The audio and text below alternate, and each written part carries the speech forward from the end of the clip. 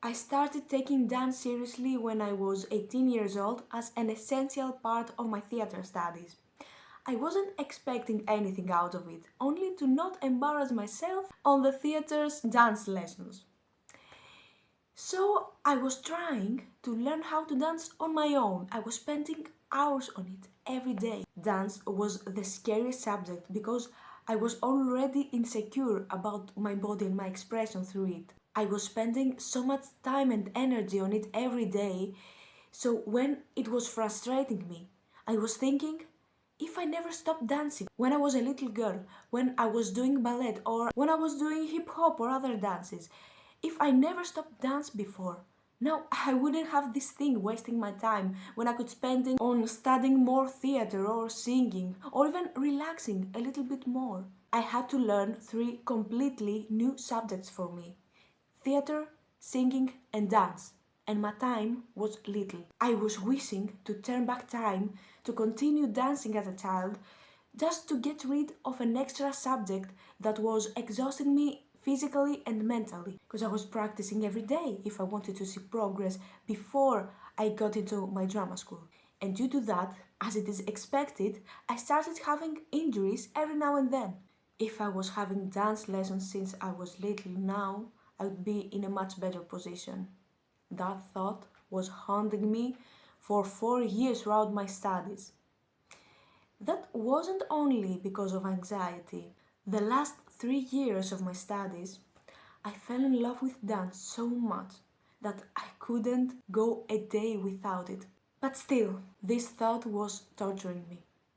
But I was witnessing many times body movement and acting teachers scolding other classmates who have been dancing as children that their bodies couldn't adjust to other qualities of movement because their bodies were so used to the style of dance, either ballet or Latin, that they just couldn't move and stand naturally and organically like a regular human being.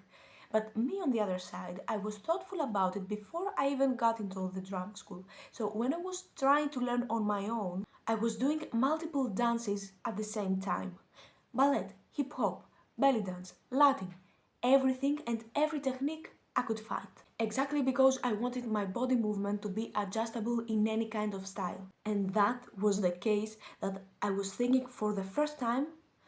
Thankfully, I started dancing now as an adult, and my body knows how to move naturally. And I'm not stuck on an unnatural quality like how ballerinas or Latin dancers are stylized. And now I would be in their place as well, struggling to find out how to move like a regular human being. I would struggle to get rid of a dance technique that I'd have been taught since I was little before I even knew what it's like to move organically as a human. But later on, I wasn't only dancing because theater studies were demanding it. Dance was like a lover, and I couldn't imagine my life without it.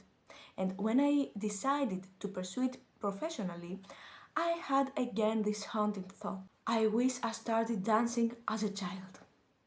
I would have more experience and less competition.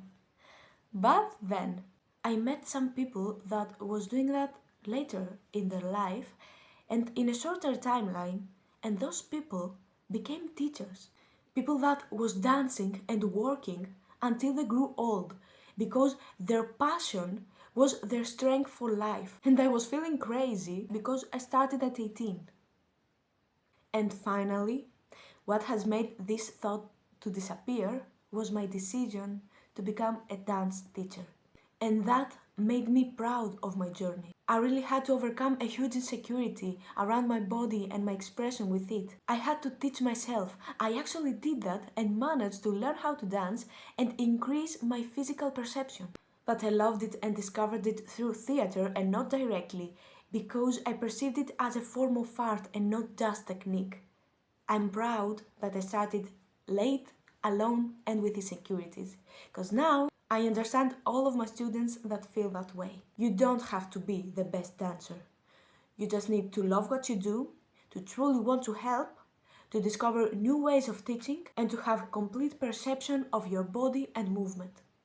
That's what I wanted to say. Of course, I'm not saying those things to seem better than the others or belittle someone else. What I'm aiming for is to give strength to people that want to be a part of this industry but believe it's too late or they just can't. I share with you what I was wishing someone told me when I was starting. Follow your heart, and we will talk again soon. Bye.